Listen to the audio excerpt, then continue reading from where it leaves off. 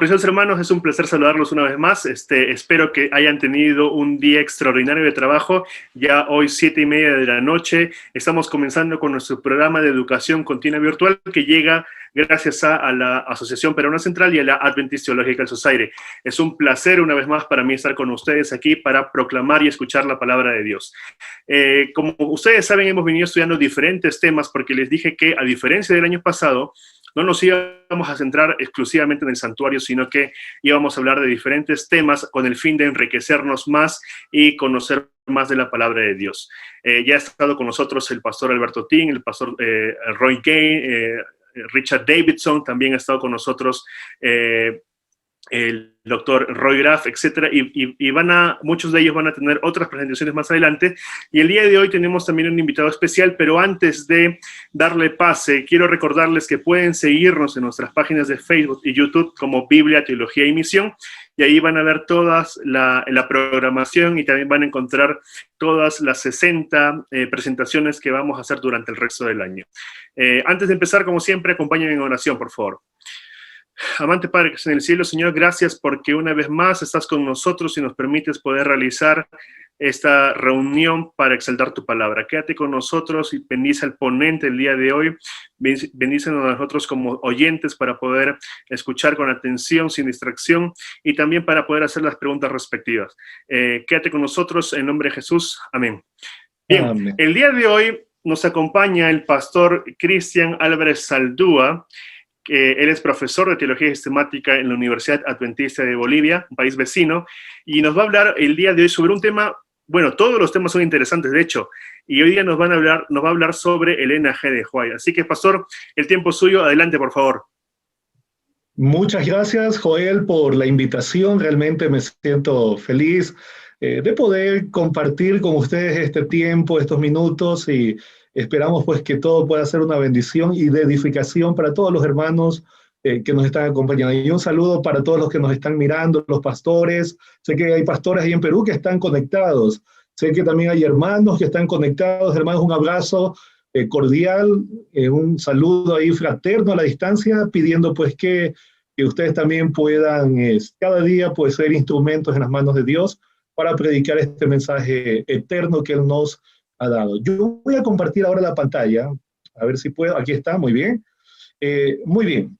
El tema que vamos a tratar lleva como título un breve análisis de algunas objeciones a los escritos de Elena de Huay. Vamos a hablar acerca de este tema porque cuando nosotros miramos en Apocalipsis capítulo 12, versículo 17, tenemos que tener claro que como iglesia remanente nosotros nos identificamos con estas dos características. La primera que menciona allí en Apocalipsis 12, 17, dice ahí que el diablo fue a hacer guerra contra el resto de la descendencia de ella, de la mujer, de la iglesia de todos los tiempos. Y el texto menciona que la primera característica es que guarda los mandamientos, todos los mandamientos, y en segundo lugar que tiene el testimonio de Jesús.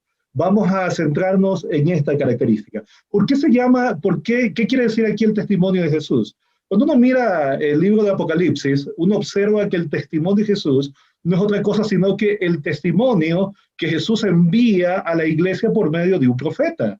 Esa es la razón por la cual allí en Apocalipsis 19:10, cuando Juan se lanza o se tira a los pies del ángel para adorarlo, el ángel le dice, mira, no lo hagas, yo soy un consiervo tuyo y de tus hermanos, los que retienen el testimonio de Jesús. Adora a Dios porque el testimonio de Jesús es el espíritu de la profecía. En otras palabras, lo que el ángel estaba diciendo allí es que el testimonio de Jesús no es otra cosa sino que el don profético o lo que inspira, el espíritu que inspira la profecía o que inspira a los profetas. Esto se ratifica cuando nosotros comparamos allí en Apocalipsis 22, versículo 8, pero de manera especial el 9. El 9, voy a leer yo el 9, casi terminando el libro de Apocalipsis, Juan va a hacer lo mismo. Se va a lanzar a los pies del ángel y el ángel le va a volver a decir, no lo hagas. Y en el 9 dice lo siguiente, pero él me dijo, no lo hagas porque yo soy consiervo tuyo de tus hermanos, los profetas. Yo me voy a detener aquí un momento, porque si tú te fijas en el 19:10, dice allí, voy a mirar el 19:10, dice aquí, no lo hagas, yo soy consiervo tuyo y de tus hermanos que retienen el testimonio de Jesús.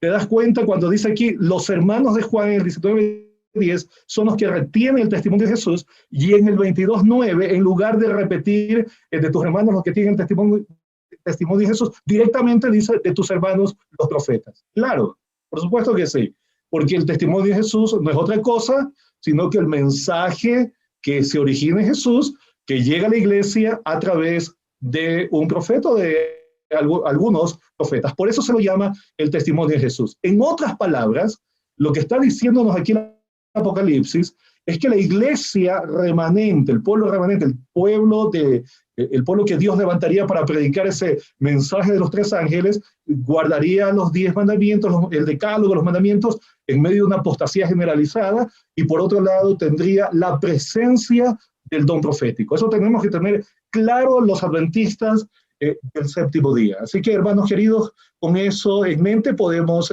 avanzar. Y de paso nos identificamos claramente como ese remanente. No somos el remanente, el pueblo de la profecía que Dios ha levantado para predicar ese último mensaje de misericordia. Ahora, se han levantado objeciones a los escritos de Elena de White. Nosotros creemos que el espíritu de profecía se manifestó en ella. Pero esto no tiene que sorprendernos. ¿Por qué? Porque algunos dicen, los escritos de Elena de White tienen asuntos difíciles de entender, pero las escrituras también los tienen. 1 Pedro 3:15, hablando allí, Pedro justamente no podía entender algunas cosas del apóstol Pablo. Él habla allí que los inconstantes y los indoctos tuercen, como también las otras escrituras para su propia perdición. Así que los escritos inspirados tienen dificultades, por supuesto que sí.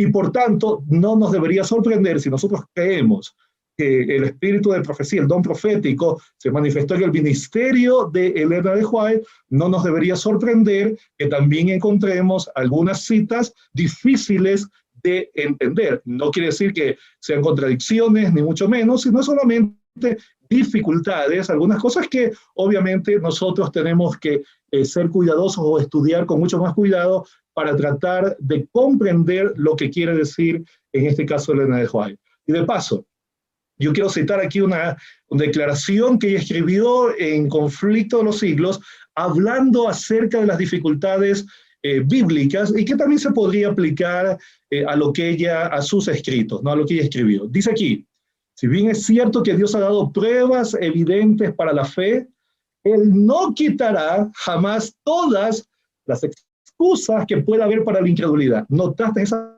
parte? Nos da pruebas, tenemos pruebas para creer en la Biblia. Sin embargo, el Señor nos quita todas las razones que uno pueda buscar, todas las excusas, dice aquí, para no creer. O sea, el que no quiera creer, no va a creer, por mucho que se le pruebe la verdad. Porque Dios ha dado ese campo, ha permitido esa posibilidad de cerrarse. Y por supuesto, aquí dice, todos los que buscan motivos de duda, los encontrarán. Y todos los que rehúsan aceptar la palabra de Dios y obedecerla antes que toda objeción haya sido apartada y que no se encuentre más motivo de dudas, no llegarán jamás a la luz. O sea, si bien es cierto, Dios nos da evidencias, pero eso no significa que no haya algún motivo para que nosotros no nos inventemos algo con lo cual no creer. Podemos aplicar lo mismo al espíritu de profecía.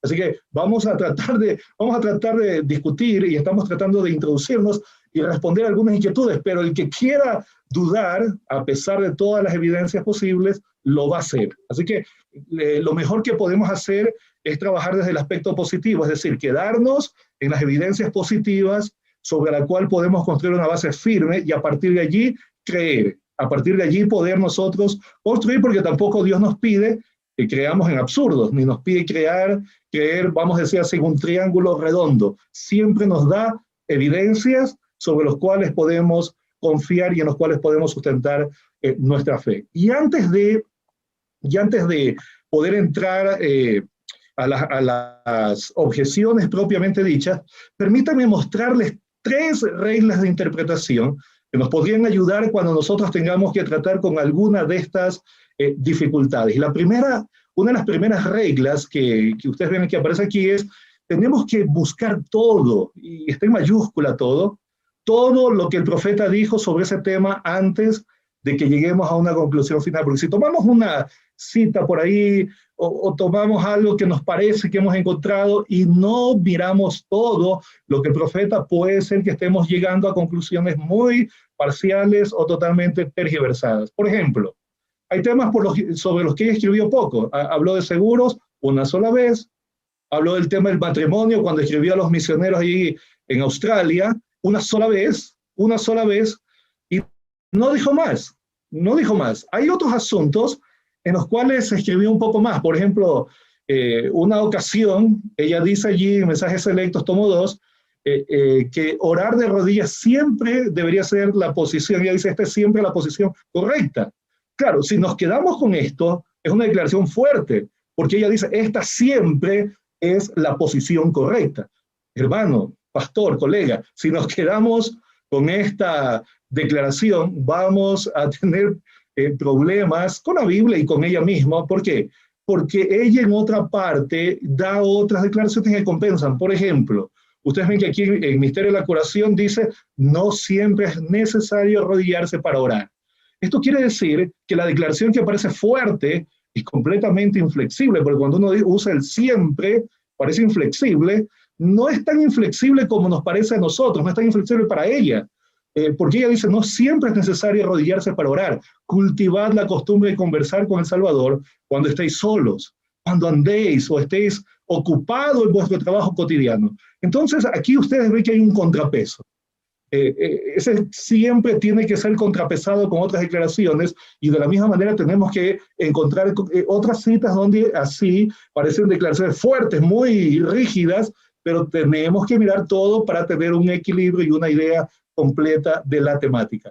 También es importante mirar el contexto literario, eso significa lo que está antes y lo que está después, porque ella misma dice aquí que extractos de sus escritos pueden dar una impresión diferente de la cual daría si fuesen leídos en conjunto con su conexión original. Esto significa que tenemos que leer el antes y el después, porque si no va a pasar lo mismo que se hace con la Biblia, sacar citas fuera de contexto y decir al escritor bíblico cosas que no está diciendo. Por ejemplo, es pecado reírse. Aquí hay una cita. Cristo a menudo lloraba, pero nunca se supo que riera. Imitad al modelo infalible. Claro, entonces parece que nunca se rió y que es pecado reírse, pero cuando uno toma toda la declaración, yo no la voy a leer toda, pero sí voy tal vez a llamar la atención a que ella estaba escribiendo dentro de un contexto. Está hablando de una hermana, aquí ella le dice a una hermana que había usado la lengua a hacer daño. Su lengua ha encendido un fuego, usted ha disfrutado con la conflagración. Entonces, ustedes ya se dan cuenta que aquí ella no está hablando de la risa normal. Ella está hablando aquí de la risa malintencionada, del uso de la lengua inadecuado. Por eso, dentro de esa declaración es que está Cristo no lloraba, pero nunca se supo que riera. Y luego ella contrapesa diciendo, yo no digo que sea un pecado reírse en alguna ocasión. Y en la parte final dice, la alegría cristiana no está condenada por las Escrituras, pero sí se censura la conversación imprudente. Así que es evidente que ella tiene en mente un tema. No es el reírse así por así, sino sencillamente la risa imprudente e inapropiada. Ustedes ven cómo cambia, ¿no? El tema. Y tenemos aquí también que tomar en cuenta el contexto de tiempo y lugar. Ella dice ahí en Mensajes Selectos, acerca de los testimonios, nada es ignorado, nada es puesto a un lado. Sin embargo, debe tomarse el tiempo y el lugar. Aquí en el libro de la educación, esta cita famosa de las niñas, ¿verdad? Que pueden aprender, dice ahí, si las niñas pudiesen aprender a ensillar y conducir un caballo, estarían mejor preparadas para hacer frente a las emergencias de la vida. Claro, resulta que en nuestras instituciones nunca tenemos una clase de ensillar y conducir caballos. Entonces, ¿qué significa esto? Que estamos fuera del propósito de Dios para la educación adventista. Aquí viene el contexto de tiempo y lugar. Hermanos queridos, el tiempo en los días de ella, si nosotros nos vamos a los días de ella, en los días de ella, ¿verdad? Esa era la forma de movilizarse. Generalmente eran los hombres a los que se les enseñaba a montar. Pero ella lo que quería es que las niñas, las chicas, estuviesen igual preparadas que los hombres. Ese es el principio que nosotros vamos a sacar de esta declaración, ¿verdad? Entonces, tenemos que mirar el tiempo y el lugar, tenemos que mirar quién lo dijo, cuándo lo dijo, y después tenemos que sacar los principios básicos que están allí, y de esa manera vamos a tratar de interpretar de la manera más adecuada. Claro, hay muchos más principios que podríamos decir, pero yo creo que estos nos pueden guiar para nosotros no cometer el error de malinterpretar a Elena de White. Ahora, la primera parte tenía que ver con este asunto de los principios. Ahora entramos a diversas objeciones, y ustedes se van a dar cuenta que hay diversas acusaciones o críticas que se le hace a ella. Una de ellas, por ejemplo, es el plagio. Se le acusa también de contradecir la Biblia. Se habla de profecías no cumplidas. Se dice pues que ella habla cosas que son absurdos científicos, cosas que no tienen nada que ver y que han sido refutados según ellos por la ciencia, entre otras cosas. La lista sería pues enorme, ¿no? Hay libros incluso que se han escrito tratando de responder algunas de estas, pero nosotros vamos a quedarnos en estas que consideramos como las más incisivas, ¿no? De paso, ninguna de estas críticas son nuevas, ya deben saber que han existido por más de un siglo, solamente que algunos críticos, cuando uno los lee o cuando uno los escucha, quieren dar a entender que esta información la Iglesia la ha mantenido como oculta y que ahora está siendo revelada por ellos y que gracias al Internet las nuevas generaciones se están enterando de cosas que la Iglesia no ha querido saber. Pero déjenme decirles que no es así.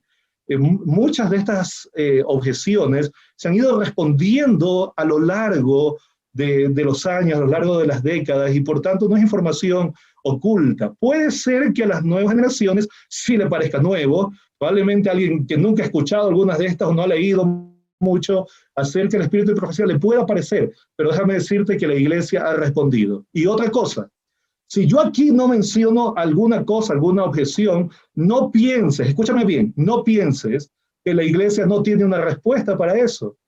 No pienses eso. Lo que tienes que hacer es investigar, tienes que buscar, tienes que estudiar y vas a encontrar posiblemente una respuesta que te va a sorprender. Lo que hay que hacer es estudiar y leer para estar preparados para presentar defensa, como dice la palabra de Dios. ¿Cuáles son algunas de las razones para las críticas que se le han hecho a Elena de White? Yo menciono aquí varias. Miren, una inadecuada comprensión del concepto de inspiración. Porque algunos creen que la inspiración del profeta es verbal, es dictada. Cuando digo verbal quiero decir dictada. O sea que como que le va dictando el Señor y por tanto el profeta lo que va escribiendo es palabra por palabra lo que le dice. Pero ya sabemos que no es así. Cuando nosotros vamos a la Biblia nos damos cuenta que es mayormente del pensamiento. Entonces eso nos muestra con toda claridad que el profeta tal vez puede incluso después, como lo ha hecho ella, puede sus palabras mejorarlas. Es decir, lo que ella dijo y ella lo vuelve a leer y ella puede decir, me parece que lo puedo decir mejor. Y de hecho así ha sido, porque ustedes ven que hubo una nueva edición del libro Conflicto de los Siglos en la edición de 1911, donde ella estaba tratando de mejorar expresiones que pensaba que se podían decir de una mejor manera o que tal vez había que aclarar cosas que antes ella podía haber escrito y que se prestaban a alguna clase de confusión. Cuando entendemos esto, no vamos a tener problemas con este tipo de cosas, pero quienes sí tienen problemas son los que no tienen claro el concepto de inspiración. Cuando se aclara este asunto de la inspiración, muchas cosas se pueden terminar, muchas objeciones se derriban. Y de paso, el profeta producía un lapsus linguae, eso significa confundir un nombre con otro, pero en la Biblia pasó. Ustedes ven que aquí en Mateo ustedes van a notar que confundió al profeta Jeremías con Zacarías, cuando dice de las 30 monedas de las piezas de plata. Él dice que fue una profecía de Jeremías, pero realmente fue de Zacarías. ¿Por qué el Espíritu Santo no corrigió? Sencillamente porque no afectaba el mensaje. En el caso de Elena de White, ¿pasa algo parecido? Claro, ella en una ocasión dijo que el apóstol Pedro dijo que el amor de Cristo nos motiva, nos constriñe. Pero ustedes saben que no lo dijo Pedro. ¿Quién lo dijo? Pablo. Correcto. Entonces, ¿el Espíritu Santo qué pasó? No, ¿por qué no corrigió? Sencillamente porque no afectaba el mensaje. Si fuera a afectar el mensaje, la doctrina, obviamente, tengan la plena seguridad de que Dios hubiese intervenido. ¿Tenemos un ejemplo de eso? Claro. Tenemos en el caso ¿se acuerdan cuando Natán le dijo a David, construye el templo porque Jehová está contigo? Pero Jehová le dijo a Natán, anda y dile que no es así. Tuvo que volver Natán y decirle, no es así, David, y hubo una corrección. Es decir, cuando Dios considera que lo que va a decir el profeta, o si el profeta está diciendo algo que va a alterar el mensaje, Dios interviene. Esa es la razón por la cual podemos tener plena seguridad de que la Biblia nos ha llegado tal como Dios quería que nos llegue. Lo mismo, el espíritu de profecía. Así que el concepto de inspiración, ustedes ven cómo nos resuelve muchas cosas. Así que muchos cuando tienen un problema aquí, tienen problemas para entender la obra del profeta. Otras son citas sacadas de sus contextos, más o menos como la que hemos visto en el ejemplo anterior. Otra cosa, no comprender el concepto de profecías condicionales. ¿Qué significa? Que la respuesta de la profecía depende, o la conclusión de la profecía depende de la respuesta humana. El concepto de profecías condicionales es importante aquí, como en el caso de Jonás. Jonás dijo a Nínive, aquí a 40 días va a ser destruida la ciudad. Aparentemente, si ustedes leen Jonás, el mensaje de Jonás, aparentemente no tenemos ninguna declaración de condicionalidad ahí. No dice, si ustedes se arrepienten, no, sencillamente Jonás llegó y dijo, de aquí a 40 días Nínive será destruida. Pero, en ese mensaje había una condicionalidad y el pueblo, los asirios, los ninivitas reaccionaron y por tanto Dios no los destruyó. Así que este asunto de las profecías condicionales también nos ahorra muchos dolores de cabeza para poder entender que hay profecías que van a depender de la respuesta humana. Y cuando nosotros entendemos esto, muchas cosas que nos parecen contradictorias se acaban.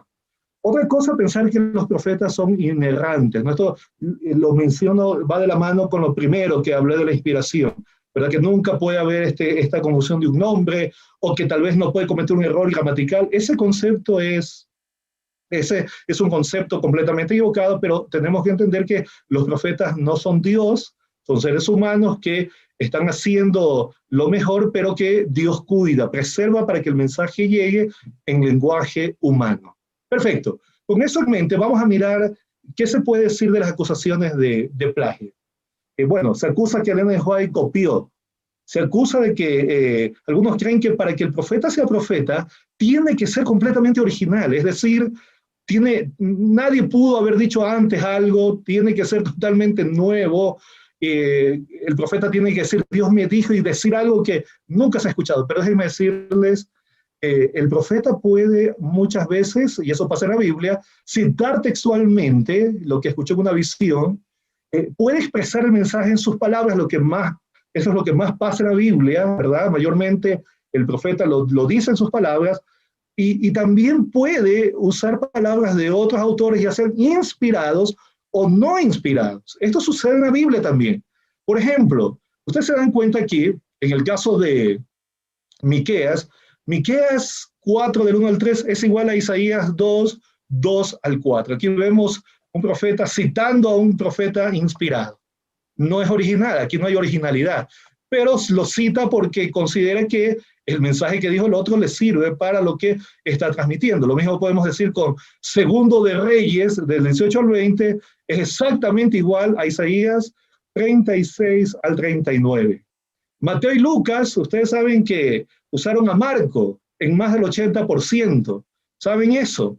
Ustedes saben que Marcos se considera que fue el primer evangelio en ser escrito, y Mateo y Lucas lo usaron como la columna vertebral. Esa es la razón por la cual los tres se parecen, o Mateo y Lucas se parecen cuando siguen a Marcos. Sin embargo, se distancian cuando no lo siguen. O sea, cuando siguen otro criterio. Y esto quiere decir que tampoco hubo una completa originalidad, por lo menos en el 80% no hay originalidad. Y Lucas investigó, esto es importante mirar, investigó, aparte de Marcos, pues tuvo otras fuentes, y esta manera de investigar significa que él consultó, preguntó seguramente, habían otros documentos que ciertamente estaban circulando en sus días, y los usó para poder componer su documento. Así que aquí vemos la forma como el Espíritu Santo lo llevó a Lucas a seleccionar las fuentes y a rescatar lo que consideraba joyas importantes dentro de la inspiración. Y bueno, podemos decir lo mismo de Crónicas. Crónicas no llegó por un sueño, un ángel que habló, no, vino por sencillamente una compilación de fuentes, una investigación, una reunión de fuentes, y en el proceso estaba el Espíritu Santo llevando aquí a los compiladores para que realmente termine siendo la palabra de Dios. En otras palabras, esto es evidencia en el texto bíblico de que no hay necesariamente originalidad. Pero también tenemos ejemplos donde los autores inspirados citan a no inspirados. Por ejemplo, ahí en Hechos 17:28, el apóstol Pablo, cuando está hablando con los atenienses, él cita ahí a Epiménides de Creta, ¿no? Epiménides de Creta, donde dice, porque en él vivimos, nos movemos y somos. Entonces, ¿qué pasó aquí? El Espíritu Santo le dijo a Pablo, vamos a usar esta cita porque está sirviendo para el propósito de lo que tú quieres o de lo que yo quiero comunicar. Así que lo tomó. No es porque Epiménides sea inspirado, no, sino porque lo que él estaba diciendo servía como un vehículo de comunicación, como un punto de referencia para lo que el apóstol Pablo quería decirles a los atenienses. También ustedes van a mirar que ahí mismo, ahí cita a otro, cita ahora a Árato del siglo III antes de Cristo, en el mismo 17:28, cuando dice, porque linaje suyo somos, para hablar del Dios verdadero. Sin embargo, Pablo está citando aquí a Arato, y ¿saben de quién habla aquí Arato? Arato está hablando de Zeus. Habla de Zeus, cuando dice que el linaje suyo somos. ¿Pero por qué? ¿Quiere decir que Arato era inspirado? Por supuesto que no. Solo que el Espíritu Santo llevó a Pablo a seleccionar esa fuente de información como un vehículo de comunicación para comunicar lo que es la verdad. Y luego vuelve a citarlo en Tito 1:12, cuando dice los cretenses son siempre mentirosos, malas bestias, glotones, ociosos. Así que ustedes ven aquí citas de escritores inspirados, los inspirados citan a escritores no inspirados. ¿Saben que en el libro de Judas, nosotros tenemos aquí una cita de una obra pseudoepigráfica, una obra famosa, ¿no? Una obra intertestamentaria conocida como el libro de Enoc. Y esa declaración que ustedes tienen allí en Judas 14:15, que aparece en el texto bíblico, ¿saben de dónde salió? Salió de aquí, del primer libro de Enoc, capítulo 1, versículo 9. 1:9. Él lo citó, Judas lo citó. ¿Significa entonces que el libro de Enoc es inspirado como, por ahí yo he escuchado a algunos predicadores evangélicos decir? No, por supuesto que no, no. Solo que ahí había una joya de verdad. Sí, porque hasta la literatura no inspirada puede tener joyas de verdad, por supuesto que sí. Había una joya de verdad que el Espíritu Santo le dijo a Judas, mira, vamos a tomar esa joya de verdad y la vamos a colocar allí en el documento porque sirve para transmitir una verdad que tenemos que transmitir allí en el documento. Así que eso es lo que hacen los escritores. Son guiados por el Espíritu del Señor para seleccionar joyas de verdad y poderlas usar en sus documentos y transmitir lo que sirvan como vehículo para poder transmitir lo que ellos quieren transmitir. En el caso de Ellen White, ustedes ven que ella citó autores bíblicos, citó mucho, ella cita bastante, hace comentarios continuos de ella, pero también tomó materiales de autores no inspirados. Y esto es interesante, que ella no los va a citar como autoridad. Ya voy a poner una cita de ella donde en el conflicto de los siglos, y en el prefacio ella dice eso. Ella no los usa como autoridades, sino que les sirven para la expresión del pensamiento. En otras palabras, les sirven para comunicar lo que ella quiere decir de una manera buena. Le gusta, y dice, wow, aquí hay algo importante. Este escritor está diciendo algo que es verdad, yo quisiera decirlo así. Entonces lo toma y lo usa como vehículo para expresar el pensamiento. Ahora, tenemos que entender este punto desde el punto de vista aquí de la teología, pero tenemos que mirar las intenciones de ella. Algunos la acusan de que quiere plagiar, pero plagiar casi es engaño, y es tratar de engañar al autor haciendo pasar que tú pensaste así, que son tus obras, y que efectivamente esas ideas se te ocurrieron a ti, no a otro. Pero déjame decirte una cosa. Para mí, una de las mayores evidencias de que Ellen White no estaba plagiando, ¿sabes qué era? Que ella personalmente recomendaba, y escucha bien eso, ella recomendaba tanto en la review como en Signs of the Times, recomendaba leer las obras de las cuales ella tomaba. Ella recomendaba, cuando tú quieres engañar, cuando tú quieres plagiar, nunca vas a decir, pues lean a Conybeare. Sí, no, lean a Conybeare o lean a Howson. Jamás vas a decir eso. Pero ella decía, lean estos autores, son muy buenos. Ella sabía que los hermanos se iban a encontrar con las declaraciones de estos hombres que ella había usado en su literatura, pero ella sabía que en el contexto en el cual ella se movía, que todos conocían que no era la intención de ella plagiar, sino sencillamente que usar esas declaraciones como expresiones del pensamiento. Ahora, observen esta declaración de ella. Ella misma dice aquí, en algunos casos se ha encontrado que un historiador había reunido los hechos y presentado en pocas líneas un claro conjunto del asunto o agrupado los detalles en forma conveniente. He reproducido sus palabras, no tanto para citar a esos escritores como autoridades, sino porque sus palabras resumían adecuadamente el asunto.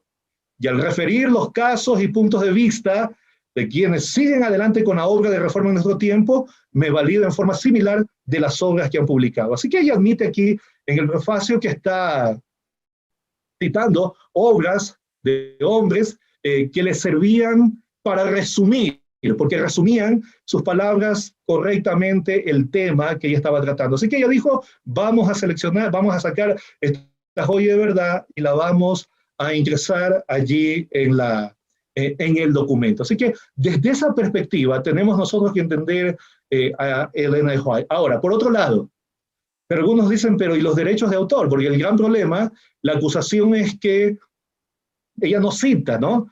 Ella no cita a los autores. Ya, desde el punto de vista teológico ya vemos que el profeta puede hacer esto, tomar de otros autores tanto inspirados como no inspirados. La preocupación de los críticos o la acusación es, ¿y los derechos de autor? Bueno, primero, nosotros para poder juzgar un autor tenemos que ponernos en el contexto de él. Acuérdense que Elena White es una escritora que vivió mayormente en el siglo XIX, no la podemos juzgar según los criterios del siglo mitad del siglo XX para adelante o ahora principios del siglo XXI. Tenemos que trasladarnos a la época de ella y hacer la crítica desde la perspectiva de ella. ¿Y saben qué encontramos? Nosotros vamos a encontrar que en el siglo XIX, si bien es cierto ya existían algunas leyes de copyright, de derecho de autor, sin embargo nos damos cuenta que no eran tan estrictas como lo son ahora. O sea, las leyes de copyright se comenzaron a poner más fuertes de las primeras décadas del siglo XX para adelante, pero cuando ella estaba escribiendo, no. Y de hecho, no es la única autora del siglo XIX que tomaba de otros autores sin citar, porque esto era una práctica común. Los escritores del siglo XIX podían tomar unos de otros, usar material de otros sin dar el crédito. Y de hecho, yo quiero mostrarles aquí, miren, observen que aquí ustedes tienen una obra de un autor del siglo XIX, 1863. 1863. Observen lo que va a decir. Observen, miren cómo citan, cómo él va a explicar que se citan sin darse el crédito. Todos los comentadores han extraído abundantemente de los padres, especialmente de San Agustín. Y la mayoría de ellos han hecho una propiedad general de Patrick, Lowth and Whitby.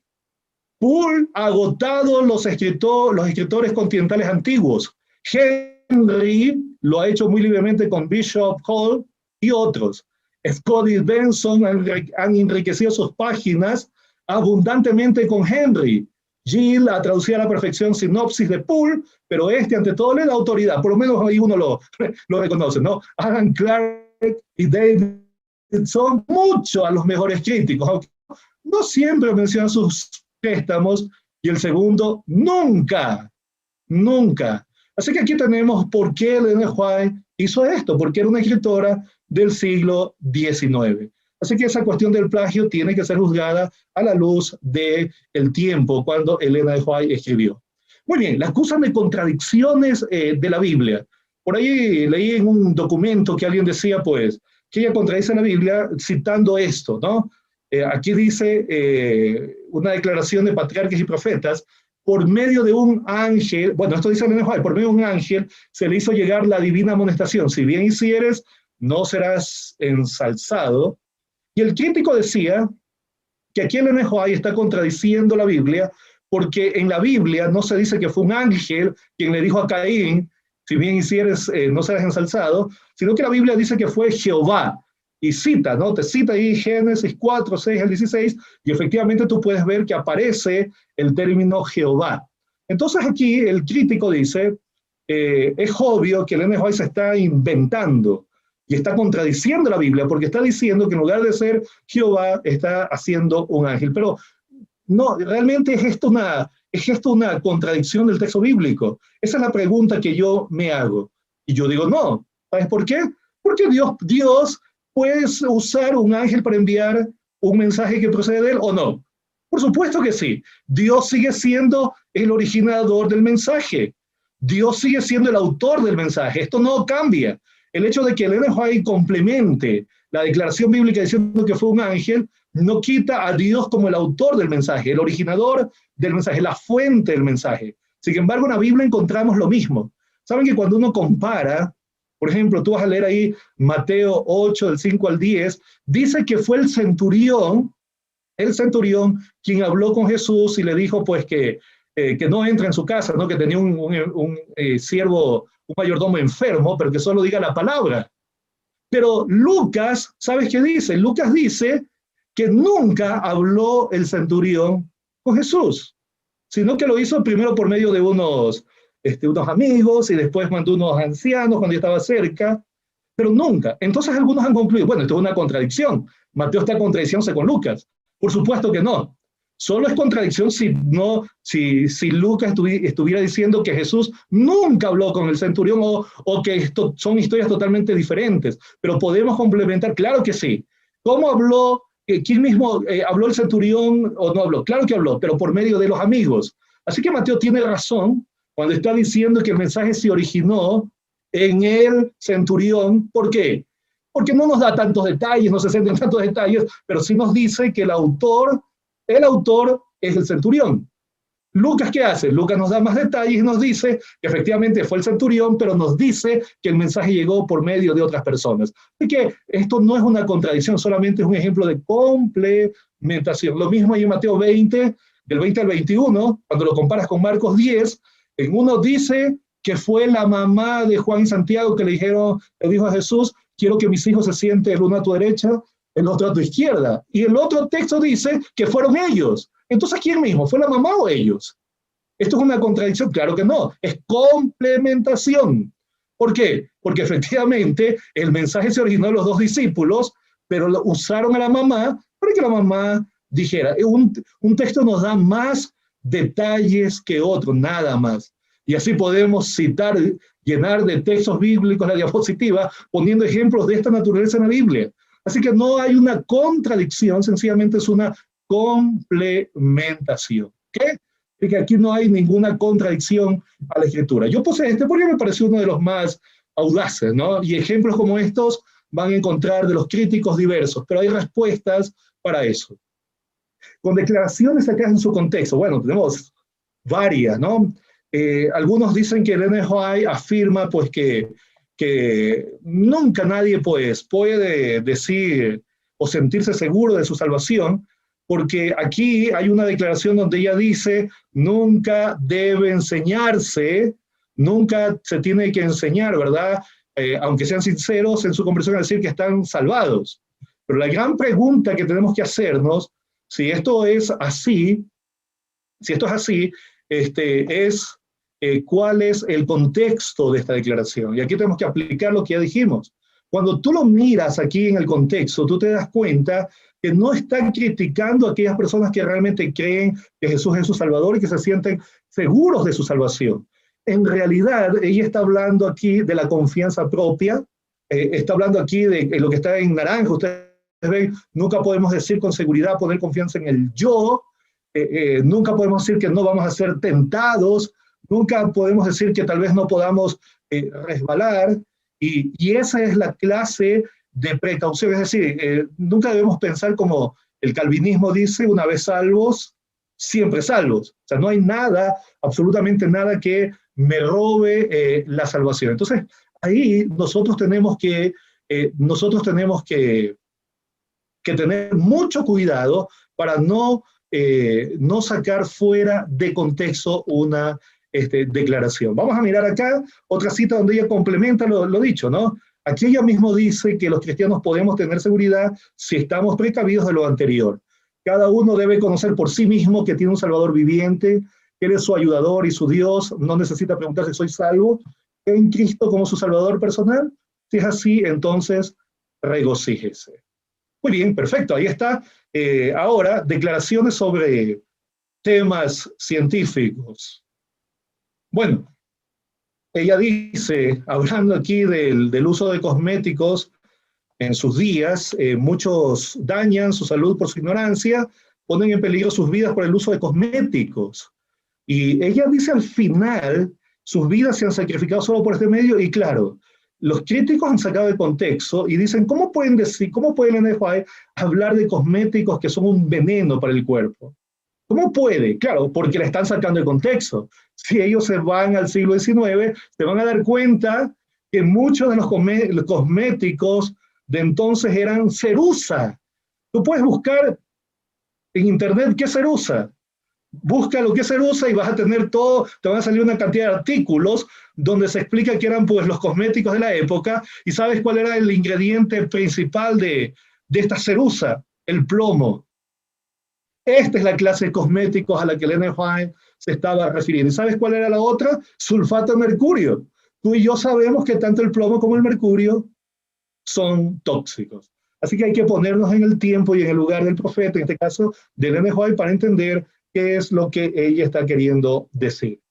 Y muy bien, vamos ahora a las predicciones no cumplidas, ¿no? Algunos acusan al NFI de ser una falsa profeta por decir que algunos que viven en 1856 nunca habrían de morir. Aquí hay una declaración, dice, se me mostró el grupo presente en la conferencia, dijo el ángel, algunos serán alimentos para los gusanos, otros serán sometidos a las 7 últimas plagas, otros estarán vivos y permanecerán sobre la tierra para ser trasladados en la venida de Jesús. El tiempo, ella habla aquí, ¿verdad?, de esto en 1856, y algunos dicen, falló la profecía porque Cristo no ha venido. Pero ¿se acuerdan que hablamos de las profecías condicionales? ¿Se acuerdan que hay profecías condicionales, aun cuando aparentemente no fueran así? Vuelvo a enfatizar, el caso de Jonás no habla de ninguna condición, no dice allí, si ustedes se arrepienten, Dios no los va a destruir. No, él dice directamente, de aquí a 40 días Nínive será destruida. Pero encerrado esa predicción un elemento condicional, sí. El NFI también lo mismo. Y ustedes se dan cuenta que cuando ella está hablando de la cercanía del tiempo, ella cita aquí en Evangelismo, el libro Evangelismo, dice, los ángeles de Dios presentan el tiempo como algo muy corto. Es decir, cada vez que ella tenía una visión, cada vez que ella tenía una revelación, un mensaje del cielo, siempre los ángeles le decían, el tiempo es realmente corto. Y ella dice, es así como siempre se me ha representado. Y en negrita, observen, es cierto que el tiempo ha sido más largo de lo que habíamos esperado en los primeros días del mensaje. El Salvador no apareció tan pronto como lo esperamos, pero ¿ha fallado la palabra de Dios? Nunca. Debiera recordarse que las promesas y las amenazas son igualmente, y aquí está la clave, condicionales. Y luego ya va a hablar del pueblo de Israel. El plan de Dios era que lleguen en pocas semanas, en pocos meses, de Egipto a Canaán, cuando los israelitas salieron de Canaán. Sin embargo, ¿qué pasó? Demoraron 40 años. ¿Qué es lo que sucedió? Ella dice ahí al final que la incredulidad, la mundanalidad, la falta de consagración, las contiendas, bueno, antes de eso, ella dice ahí, sus corazones estaban llenos de murmuración, rebelión y odio. Dios no pudo cumplir su pacto con ellos. Los mismos pecados han demorado la entrada del moderno Israel en la Canaán celestial. En ninguno de los dos casos faltaron las promesas de Dios. La incredulidad, la mundanalidad, la falta de consagración y las contiendas entre el profeso pueblo de Dios nos han mantenido en este mundo de pecado y tristeza tantos años. Por tanto, aquí hablamos de un elemento de condicionalidad. Pero va a llegar el momento en el cual se va a cumplir, claro, por supuesto, porque el Señor no puede esperar por siempre. La otra profecía de la cual dicen que ella falló es que aquí citan a primeros escritos diciendo que la vieja Jerusalén nunca sería edificada. Pero los críticos dicen, pero Jerusalén hoy no solo que existe, sino que es un Estado. Israel es un Estado fundado o refundado como Estado moderno en 1948. Pero amigos y hermanos, cuando uno mira el contexto, uno se da cuenta que ella no está hablando de la reconstrucción física ni la reconstrucción política del Israel moderno. Ella estaba hablando de que ya no se cumplirían desde el punto de vista profético, ya no habría más cumplimientos proféticos en Jerusalén y que ya no habría todo eso que se esperaba en sus días. ¿Qué se esperaba en sus días? Bueno, ustedes van a mirar que en sus días había gente que creía que el reino milenial se iba a dar allá en Israel, más o menos a lo que creen algunos grupos dispensacionalistas en estos días, ¿no? Que el mundo se iba a convertir, decían ahí en el siglo XIX, que los judíos iban a tener un papel importantísimo allí en Palestina, que se iban a cumplir las profecías veterotestamentarias y que Jerusalén se iba a convertir en la capital de Cristo durante el milenio. Así que esta es la clase de creencias que había en sus días y que decía que había que ir a Jerusalén. ¿Qué respondió ella? Ella dice, en una visión de septiembre de 1850, ella vio, y miren, aquí está, en negrita, ella vio un gran error creer que tienen el deber de ir a la vieja Jerusalén y pensar que tienen una obra que hacer allí antes que venga el Señor, porque los que piensan que todavía tienen que ir a Jerusalén, fijarán sus pensamientos en esto y privarán de sus recursos a la causa verdad presente para transportarse a sí mismos y llevar a otros allí. Así que ella está hablando desde el punto de vista de la profecía. Jerusalén ya no tiene más impacto profético, no tiene más importancia, y por tanto nadie tiene que ir para allá en el sentido de pensar que se cumplirán todas las profecías. No, Israel es parte de todas las naciones a las cuales también se les tiene que predicar el mensaje de los tres ángeles, nada más. Cuando sacamos fuera de contexto es cuando la hacemos ver de una manera que ella nunca quiso que se la veamos. Así que el contexto, nuevamente, principio de tiempo y lugar, hay que volver al tiempo de ella, entender qué ideas ella estaba refutando, corrigiendo, para no cometer el error de descontextualizarla. Y finalmente, ya estoy llegando a la parte final, yo estoy colocando aquí peligros para nosotros los adventistas. Tenemos algunos peligros cuando tratamos el tema del espíritu de profecía. Yo creo que uno de los peligros es rechazarla. Hermanos, nosotros hemos recibido gran luz. El espíritu de profecía es una de las características bíblicas. Ahí ustedes se dan cuenta que el remanente tendría la presencia del don profético en sus filas, y Dios nos ha dado una luz que no podemos rechazar, una luz fundamental para el pueblo remanente en este tiempo. Rechazarla significa que nosotros nos arriesgamos a cometer errores, y de hecho, a Ellen G. White la podemos ilustrar de diversas maneras. A mí siempre me gusta pensar casi como una banda elástica que no permite a nuestra iglesia ni irnos tanto para la derecha, al fanatismo, ni irnos tanto para la izquierda. Siempre nos movemos en mientras vamos avanzando, ¿no? Mientras vamos avanzando hacia la Nueva Jerusalén, siempre hay esos movimientos ondulatorios. Y cuando uno mira los movimientos religiosos protestantes, movimientos religiosos no adventistas, uno se da cuenta cómo estos movimientos realmente no es que se mueven lentamente, ellos se golpean de la derecha a la izquierda, y cada teólogo, el más elocuente, termina ganando sus seguidores y mete en problemas a ese cuerpo religioso y terminan diciendo cosas realmente terribles contra la palabra de Dios. El movimiento adventista hace rato que hubiera caído en eso si no hubiera sido por la presencia del don profético.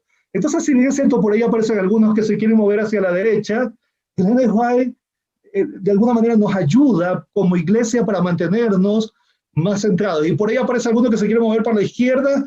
Ellen G. White, el espíritu de profecía, aparece para que nosotros nos mantengamos como iglesia en el equilibrio. Así que, hermanos, es la estrategia del enemigo hacer que algunos la rechacen, precisamente para poder terminar desequilibrados mientras vamos avanzando hacia la Nueva Jerusalén. Hay otros que la quieren reinterpretar, ¿verdad? La reinterpretan. Lo que ella dice, bueno, no es exactamente lo que ella dice tal vez no quiso decir eso, la espiritualizan, la contradicen lo que ella quiere decir, y algunos por ahí están negando si va a haber ley dominical, algunos están por ahí tal vez saliendo fuera de foco si algunas de las cosas que ella profetiza en la escatología realmente se van a cumplir como ella dice, y eso es reinterpretar, ¿no?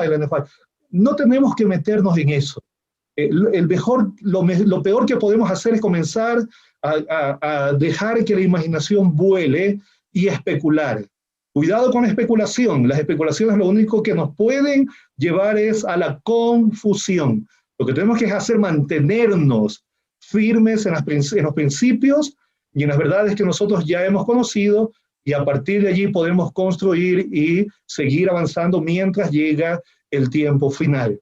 Otro peligro, yo pongo aquí colocarla como una segunda Biblia, cometer el error que han cometido o el peligro de los mormones, ¿no? Mi tesis estudió el concepto de iglesia verdadera allí en el pensamiento de Ellen White, y yo pasé por Smith, también pasé por Charles Russell y otros movimientos ahí del siglo XIX, y uno se da cuenta cómo es la figura de Russell en el mormonismo, perdón, Joseph Smith en el mormonismo, es de una segunda Biblia. Nosotros no aceptamos el Ellen White como una segunda Biblia, porque ese nunca fue el papel de ella. Ella en realidad dijo que era una luz menor para llevarnos a la Biblia. Ese era el propósito de ella, a llevarnos de vuelta a la Biblia. Nunca ella dijo que tiene que ser la Biblia más Elena de White, vamos a decir así, lo que está abajo, ¿no? Una extensión al canon. No, nunca.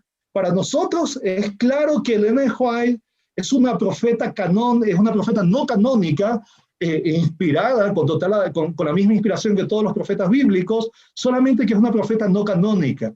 ¿Recuerdan como el caso de Juan el Bautista, uno de los más grandes profetas que han existido, dijo Jesús, y sin embargo él no escribió ningún libro, pero tuvo una función para su tiempo, tuvo una función para sus días, preparar al pueblo de Israel para el aparecimiento del Mesías.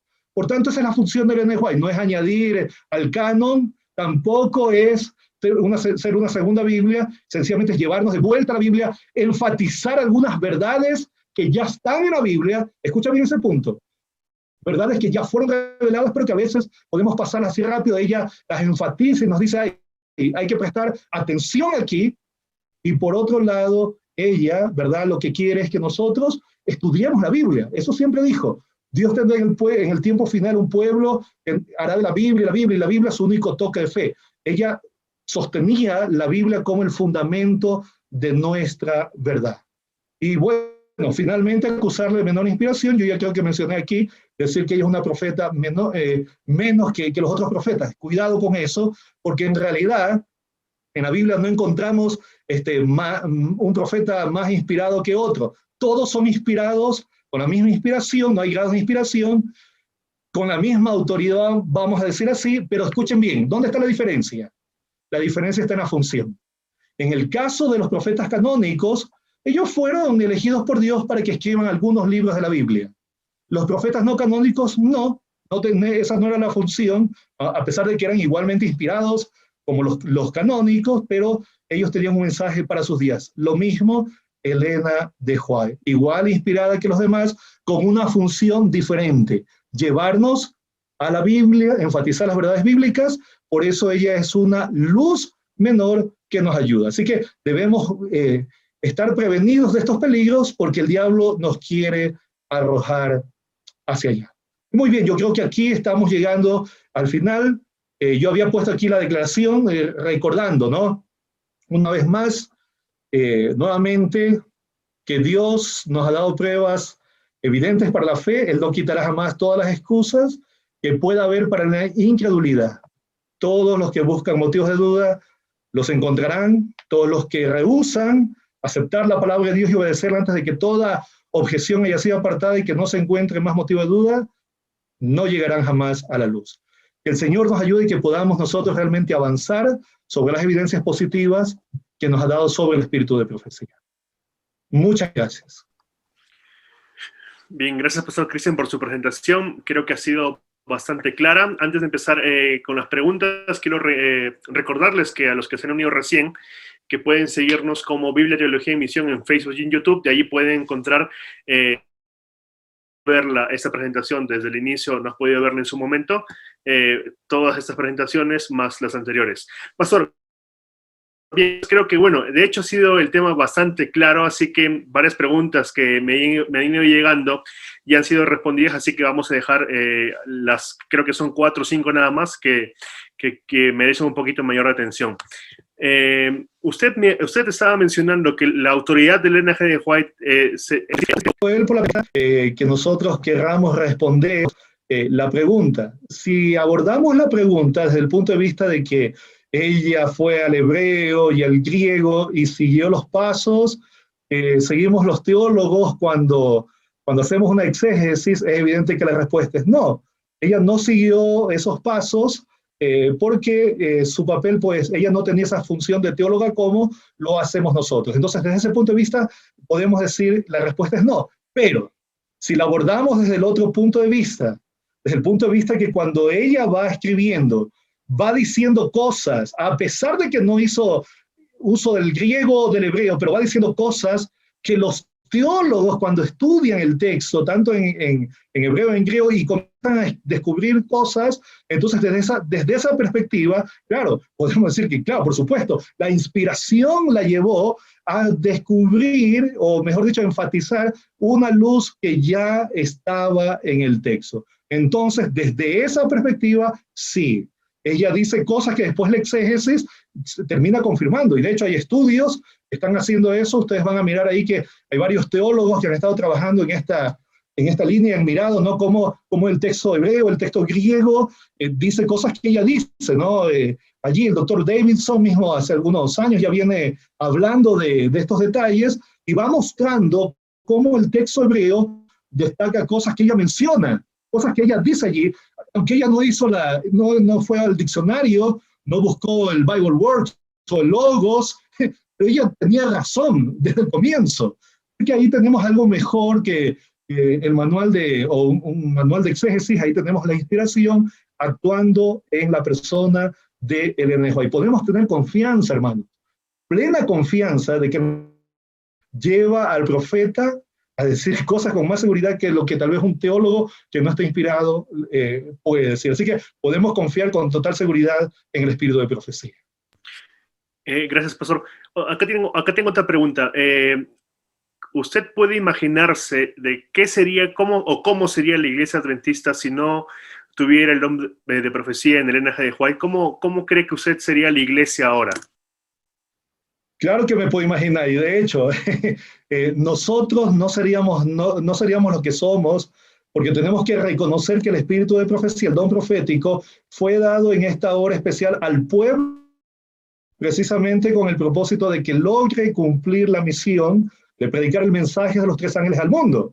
Ustedes puedes darte cuenta que el mensaje, si bien es cierto, nosotros lo trajimos de la Biblia, se hicieron estudios bíblicos al principio del movimiento después de 1844, nuestros pioneros quedaban durante muchas horas estudiando en la noche y sacando las conclusiones bíblicas. El espíritu de profecía aparecía allí para confirmar, para a veces aclarar algún versículo que para ellos no estaba muy claro, y servía para que el mensaje pudiese estar anclado, vamos a decir así, en el testimonio del Espíritu. Es decir, tenemos la Biblia que nos dice, nos da el mensaje, pero aparte de eso viene la ratificación y la confirmación que encementa, por decirlo así, el mensaje, la verdad que hemos recibido. Por eso tenemos plena seguridad de que el mensaje que hemos recibido del santuario, que es el ente articulador de toda nuestra teología, es la verdad, porque está en la Biblia, pero fue confirmado por el Espíritu a través del don profético.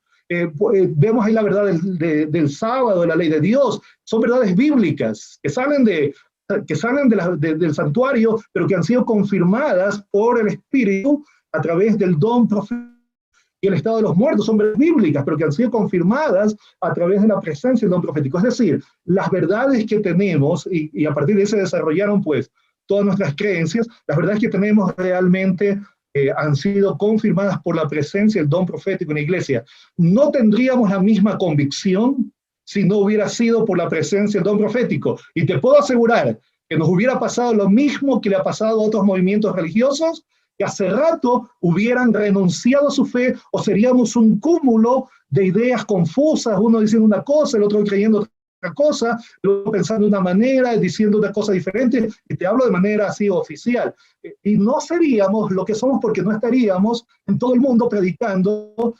Tú sabes que en la organización también tuvo que ver mucho el NFI, impulsar nuestras instituciones, impulsando nuestros misioneros, impulsando nuestras casas de horas, nuestros colegios, nuestras universidades, nuestros hospitales, nuestras fábricas, nuestras casas de salud, nuestros sanatorios.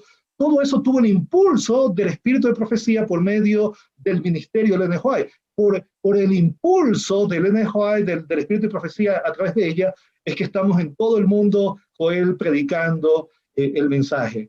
Y tú ves que hay movimientos que no aceptaron el espíritu de profecía, que son movimientos mileritas que salieron por ahí, y que todavía algunos por ahí sobreviven, ¿ah? Pero tú observas, y son movimientos que cada vez están en decadencia, tanto doctrinal como organizacional, es decir, van cerrando iglesias, van cerrando centros, o sea, están en la anarquía total. Así que esa es la razón por la cual Dios nos dio el espíritu de profecía, porque sabía que los tiempos iban a ser difíciles, y la iglesia iba a enfrentar desafíos cual nunca, el remanente iba a enfrentar desafíos cual nunca antes se habían enfrentado.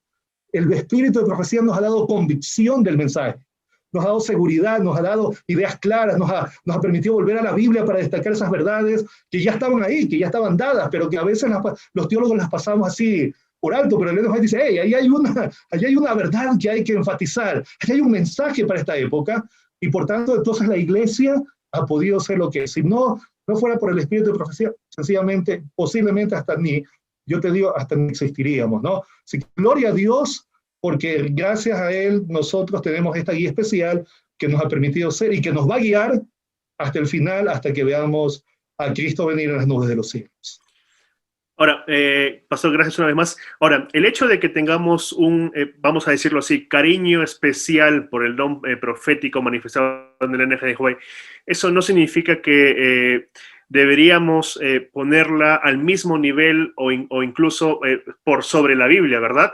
Porque para ser francos, hay ciertos sectores del adventismo, no todos, por supuesto, que pareciese que estuviesen poniendo al NGDJ, los escritos del NGDJ al mismo nivel que la Biblia o incluso por encima de ella. ¿Es cierto esto? Sí, por supuesto, claro que sí. Conversamos contigo el otro día y tú mismo me decías que había una iglesia donde querían solamente citas del NGDJ y nada de la Biblia. Eso es tergiversarla, porque esa nunca fue la intención de ella. O sea, ni siquiera están respetando el propósito que ella declaró en sus libros. Ella mismo dice que debería ser la Biblia la base de la fe, tenemos que sacar nuestras verdades de la Biblia, y claro, la Biblia tiene que ser el fundamento de todas nuestras creencias, y es más, para predicar a los incrédulos ni siquiera necesitamos el espíritu de profecía, necesitamos basta la Biblia. Cuando ya me hago adventista, claro, viene el don profético a ayudarme a entender esas verdades que estaban allí en la palabra de Dios. Pero ella siempre dijo, incluso ella dijo en los púlpitos, debería solamente resonar la Biblia. Ahora, eso no quiere decir que no podemos citar al NFI. Lo que ella quiere decir es que el fundamento de la predicación tiene que ser la Biblia y no ella. No ella. Varias veces hubieron algunas polémicas a lo largo de su ministerio donde continuamente apelaban, y hermano, ¿y usted qué dice? ¿Y usted qué opina? Ella algunas veces, cuando no tenía luz sobre ese tema, decía, vayan a la Biblia, vayan y consulten la palabra de Dios, estudien la Biblia, en lugar de estar diciendo, y la hermana Joy dice, mucho cuidado con eso, vayan a la Biblia. Cuando nosotros vamos a la Biblia, podemos luego ir al espíritu de profecía y entonces ratificar y confirmar esa. Hay que tener mucho cuidado con eso, de ponerla por encima de la palabra de Dios, porque ese no fue el propósito de ella, y ella reprendió incluso a los que hacían eso en sus días, así como llamó la atención a aquellos que la rechazaban, aquellos que rechazaban el don profético, y advertía, también llamó la atención a los que se iban al otro extremo, ponerla por encima de la palabra de Dios. Gracias. acá un asunto bastante importante. El NG de Huay entonces no solamente tenía un papel de ratificar lo que se venía estudiando, en este caso, por ejemplo, doctrinas, sino que ella también ejercía un papel correctivo, ¿verdad? Por supuesto. Aparte del ejemplo que nos ha mencionado, ¿nos podría mencionar algún otro ejemplo donde se podría ver este papel del NG? Por supuesto, mira, a lo largo de su ministerio, cuando había la discusión sobre el tema de la ley moral o ceremonial en Gálatas, ¿te acuerdas? Algunos estaban ahí discutiendo y allí ellos, algunos de los predicadores, en lugar de ir a la Biblia y estudiar, querían saltarse al estudio bíblico e ir directamente a Elena White sobre ese asunto, y ella no tenía una luz clara en ese punto, y ella dijo, vayan a la Biblia. Eso fue un papel equilibrante, un papel, vamos a decir así, donde ella estaba corrigiendo el deseo de saltarse al estudio de la Biblia para buscarla a ella como la confirmación final. También tenemos, por ejemplo, el caso cuando pasamos la crisis del doctor Kellogg a inicios del siglo XX. Recuerdan que se estaba metiendo el tema del panteísmo, y cuando habían discusiones, no se tenía claridad. Bueno, ella también aparece allí mandando una carta al pastor Daniels. Ella estaba allá en California, ellos estaban en Battle Creek, y entonces la carta llegó justo en el momento clave, y en la carta ella pues dijo, esto que va en el libro está en contra de la luz que hemos ido a infiltrar ideas panteístas por medio del libro del doctor Cado. Y eso hizo que la iglesia se desbande para, vamos a decir así, para una posición totalmente contraria a la personalidad de Dios. No quería volver a Dios totalmente impersonal de manera camuflada. Estos son ejemplos, y a lo largo de todo el ministerio uno puede darse cuenta que Ellen White tuvo este papel que ayudaba a la iglesia, no dice ni para la derecha, o sea, la extrema derecha, ni para la extrema izquierda. Así que ella tuvo un papel también corrector. Por eso el espíritu de profecía, como decía, es como esa banda elástica, que no te dejes tirar tanto para un lado, siempre vuelves, ¿no? O para acá. O sea, así que mientras vamos avanzando, tenemos, vamos a decir así, ese seguro que no nos permite ni irnos tanto para la derecha ni tanto para la izquierda, sino mantenernos en la dirección correcta. Y gracias nuevamente, pastor. Ahora, acá hay una pregunta bastante interesante. ¿Cuál cree usted que sea la razón, o las razones probablemente, por las que muchos teólogos hoy en día tienen cierto temor de citar al NG de Huay en sus escritos, en sus artículos que ellos producen, ya sea para publicar en una revista o libro?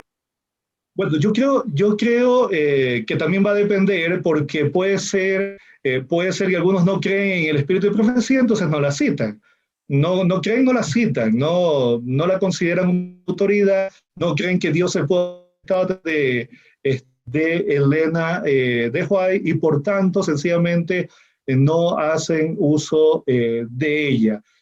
No la consideran una teóloga, creen a la altura de algún otro teólogo, y por tanto sencillamente no la citan de ninguna manera, y hasta la rechazan. A mí me parece que aquí tenemos un caso de arrogancia teológica, donde el teólogo cree que puede saber tal vez más que el profeta. Entonces, tú llegas a ponerte en el juez sobre el profeta. Es decir, tú como teólogo, como tienes un doctorado y tienes varias maestrías y has escrito tesis, entonces tú crees que sabes más que el profeta, y tú terminas juzgando al profeta desde tu punto de vista. O sea, tú te pusiste por encima de la inspiración. Tú eres el juez. Y por tanto tú dices, me gusta, esto me gusta, esto no me gusta, acepto, no lo acepto, y terminas rechazando la inspiración. Sabes que hace un tiempo yo tuve una experiencia interesante. Estábamos en una clase de hebreo con un erudito, y me acuerdo que el erudito dijo, de acuerdo a mis estudios, estamos llegando a esta conclusión. Pero resulta que en una de esas averiguamos que Elena de White decía algo que él no había tomado en cuenta. Y entonces en otra clase le dijimos al erudito, resulta que Elena White dice esto, doctor, ¿qué piensa usted? Y el doctor se quedó así pensando y dijo, mañana traigo una respuesta.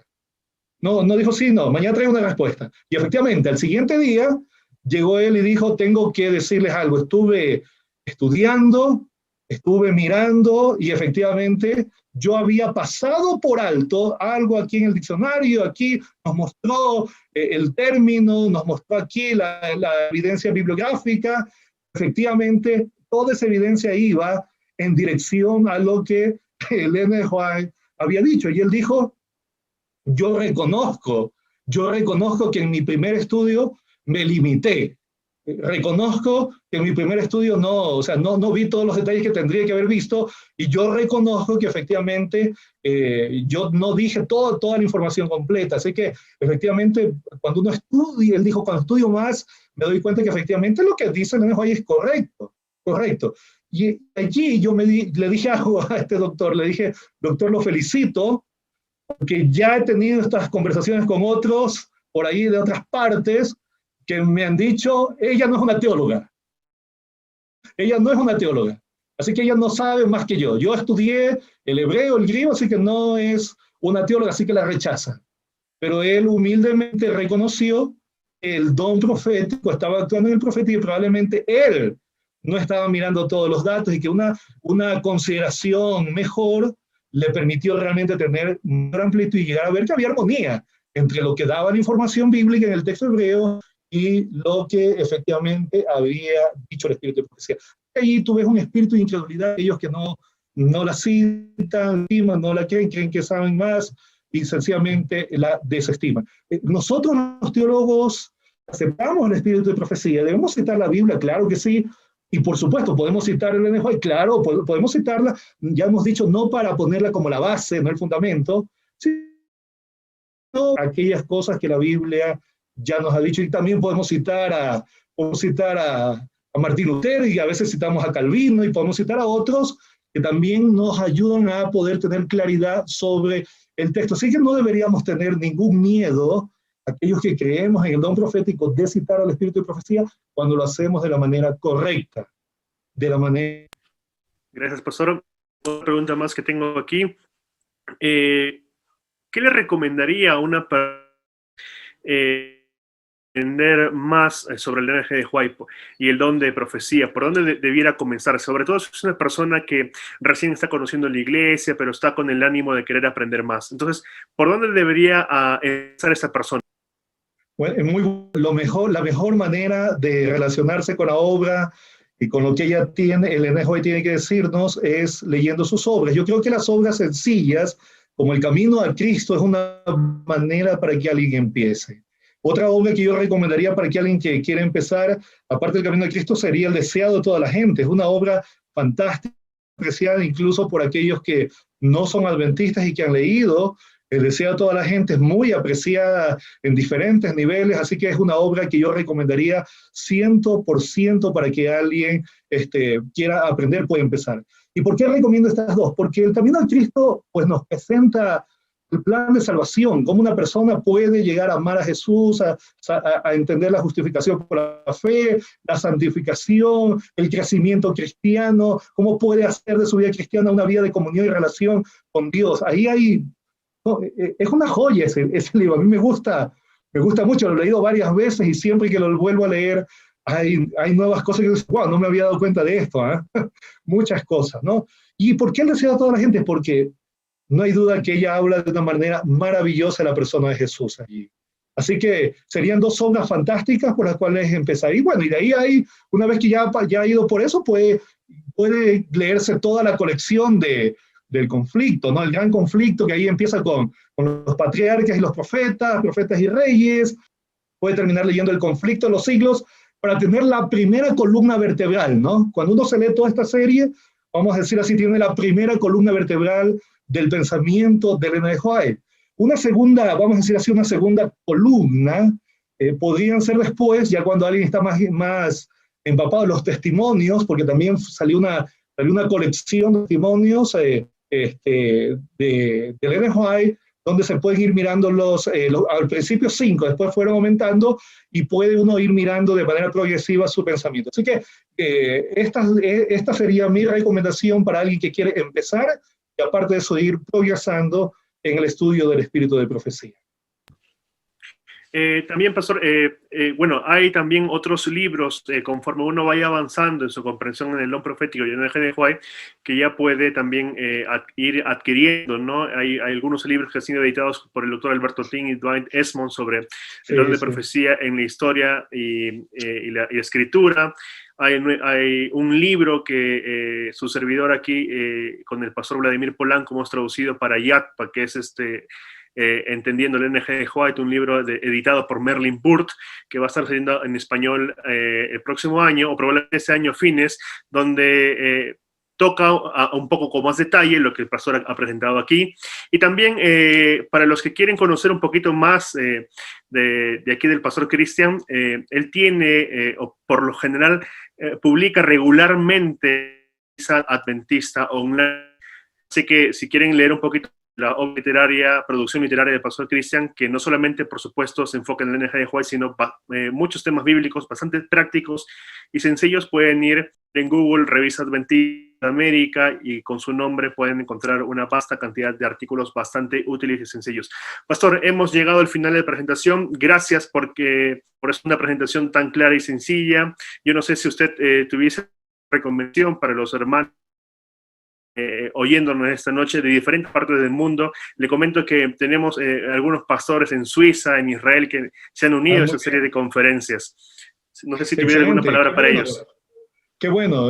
Claro, con Internet ya no nos limitamos solo al lugar, estamos en todo el mundo. Mi recomendación es confiemos en el don profético, estudiémoslo, porque puede ser que algunos sí creamos, pero los tenemos allí empolvando. Están algunos de los libros cogiendo polvo. Entonces, vamos a leerlos, vamos a estudiarlos, hacer un plan de lectura permanente. La iglesia tiene este plan de creer en sus profetas, yendo la lectura, o tener un plan también personal, ¿no?, de lectura, pero lo importante es que podamos nosotros apropiarnos, porque así como la iglesia como organización ha sido bendecida por la aplicación de los consejos del Espíritu de Profecía, con total seguridad también de manera personal, familiar, vamos a ser bendecidos que Dios nos ha dado. Así que confiemos, defendamos también, por supuesto, porque estamos en una guerra, el enemigo está tratando de hacer pierda la fe. Yo diría que los pastores tenemos una misión de vacunar a nuestra iglesia contra esos argumentos que hacen perder la fe a los hermanos. Ustedes saben que ahora con Internet, ya los hermanos basta con que se sienten en la computadora y tengan en el Facebook toda una cantidad de críticas y ataques y cosas que van contra el espíritu de profecía. Es nuestro papel como pastores también vacunar a la iglesia. El papel de un pastor también es tirar piedras a los lobos, ¿no? Así que tenemos nosotros que espantar a los lobos, y la mejor manera es vacunando a la iglesia, enseñándole a la iglesia a hacer frente a estos desafíos, a estas objeciones que algunas veces vienen, porque los hermanos no tienen la formación o la lectura que nosotros tenemos, y ellos pueden ser fácilmente, ahí viene tu papel como pastor de ser maestro y predicador, y más allá de todo lo que te he dicho. Así que también promocionemos el espíritu de profecía, porque esa es la luz especial que Dios nos ha dado para atravesar este momento tan duro y tan difícil. Quiero recalcar algo que él dijo al inicio. La iglesia adventista no oculta nada relacionado al NG de White y su ministerio. Desde hace unos años atrás, la iglesia, en compañía del White Estate, el patrimonio White en español como lo conocemos, empezó a liberar cartas y manuscritos que lo podemos encontrar en la página, que cartas dirigidas al NG de White, y otro que, por ejemplo, ustedes buscan, ponen en Google drc.whiteestate.org, y ahí ustedes van a encontrar una inmensidad de cartas no publicadas. Cuando digo no publicadas, me refiero a que no están en un libro, como ya se publicó uno hace poco por ACIATPA, y se va a venir el volumen 2. Y también respecto a 1888, porque muchos críticos dicen que lo que el NG de White presentó en 1888 es la verdad, solamente que la iglesia, es el evangelio, solamente que la iglesia lo ha venido ocultando. Pero ustedes pueden encontrar también los manuscritos originales con respecto a este tema. Pastor, gracias una vez más por acompañarnos esta tarde, esta noche. Gracias por la invitación. Para terminar, Pastor, ¿podría por favor hacer la oración ya para despedirnos? Claro que sí, vamos a orar, oremos. Amoroso Padre que estás en el cielo, muchas gracias, Señor, por este tiempo de estudio. Hemos estado estudiando tu palabra con respecto al espíritu de profecía. Y también hemos considerado algunas objeciones que se han hecho al ministerio de Elena de Juan, en el cual se manifestó, creemos, el don profético en la iglesia remanente. Señor, ayúdanos para poder apreciar y amar esta luz que tú nos has dado a través del don profético.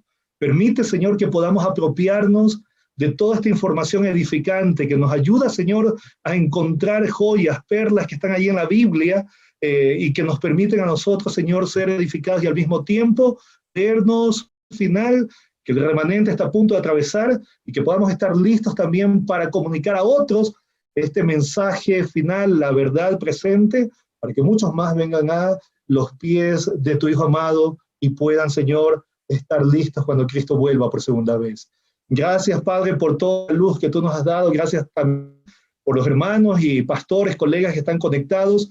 Permite que cada uno de ellos pueda ser un porte estandarte de tu verdad, parte del mundo donde estén conectados y donde nos estén escuchando. Gracias, Señor, por todos estos medios que tú nos das, que son una manera de poder compartir el mensaje. Todo esto oramos en el nombre de Jesús. Amén. Amén. Gracias, pastora. Que tenga feliz noche. Hasta luego. Muchas gracias. Gracias y una linda cena, una deliciosa cena también. Hasta luego. Nos vemos.